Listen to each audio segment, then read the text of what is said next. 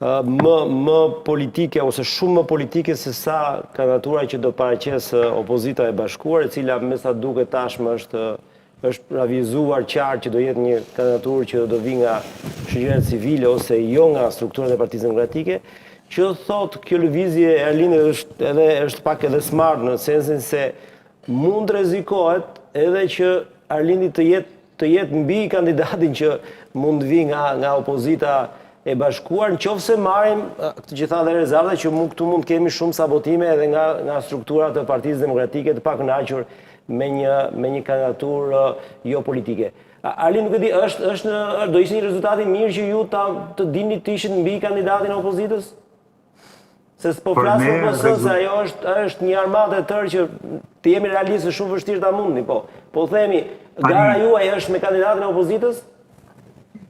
Gara jonë është me gjithë kandidatët që do jenë aty, ose kur hynë zgjedhje hynë për të fituar sa më shumë vota, edhe çdo vota që u merr kundërshtarëve janë favorin tonë. Shikoni, suksesin politik ka disa kritere. Kriteri absolut është fitoria e postit. Domethënë, nëse unë do të vjedhesha kryetar bashkie, askush nuk do të vinte në dyshim fakti që ne kishim arritur sukses, domethënë, në këto zgjedhje. Gjithsesi, unë besoj që për një parti suksesi mund të marrë edhe në terma relativ. Për shembull, në 2023 ne hymë për herë të parë në zgjedhje, morëm diku te rreth 5% votave të qytetarëve të Tiranës dhe u interpretua si sukses pikërisht sepse u ngjalli shpresë qytetarëve. Kështu që unë besoj që çdo rezultat ynë që do ngjall shpresë qytetarëve dhe që do jetë më i mirë se rezultati që kemi pasur tani, sigurisht do të jetë sukses. Për sa i përket natyrës politike ose jo politike të kandidaturave, unë kam përshtypjen që është vështirë të ketë, ose është pothuajse e pamundur të ketë kandidatura jo politike, sidomos atëherë kur këto kandidatura mbështeten nga parti politike. Pra, sigurisht mund të ketë një kandidaturë jo politike, nëse po e them një grup social zgjedh një njeri nga përfaqësuesit e vet dhe thotë do të çojmë përpara një kandidaturë të pavarur. Këtu edhe mund të mendohet karakteri jo politik i një kandidature. Por kur një njeri, cili do qoftë ai, pavarësisht metave apo meritave të veta, është i mbështetur nga parti politike, automatikisht është kandidaturë politike, dhe unë më bëj një paralelizëm që nuk e di sa mbahet mend. Në mos gaboj, në vitin 2000 Partia Socialiste ka prezantuar Edi Ramën si kandidaturë kështu nga shoqëria civile, e pavarur, e gjëra të tilla, po sigurisht nuk ishte i tillë. Nuk ishte i tillë për asnjë, nuk ishte i tillë për asnjë moment. Çfarë do voti pavarur zoti Qori?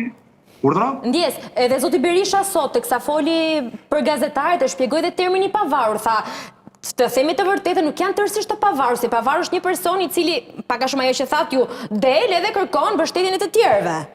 Do jeti varur edhe nga kjo marrëveshje dhe kushtozimet. Termi i pavarur, për ta mbyllur, po. Për mendimin tim paktën, pastaj sigurisht tu jemi në fushën e interpretimit, mos secili ka interpretimin e vet. Por mendimin tim, nëse një kandidat ka mbështetje politike, është kandidat politik dhe sigurisht ballafaqimin do ta bëj politik, sepse është vështirë që kam përshtypjen që ideja e një kandidati jo politik apo i pavarur është thjesht një mënyrë që t'i heq vetes kandidatit barrën morale apo mëkatet morale të atyre që e mbështesin, më kupton? Dhe kjo është çike vështirë në politik që thuash merruni vetëm me mua sa njeri mirë jam, nëse jam të tillë, por mos u merrni me ata që mbështesin. Po prit një sekondë se politika është shumë më serioze se sa kaq dhe duhet ta themi të vërtetën kaq. Pastaj secili ka drejt bëj çfarë do, bëj fushatën e vet, të jap alternativën e vet. Në lëvizjen bashkë kemi për të bërë një fushat funde krye qytetare, do themi të vërtetën, do japim alternativën tonë për qytetin dhe do përpiqemi të japim shpresë sa më shumë bashkëqytetarëve të Tiranës. Zoti Qori, suksese. Kjo na mbetet të fundit në këtë moment dhe faleminderit për kohën. Faleminderit dhe ju.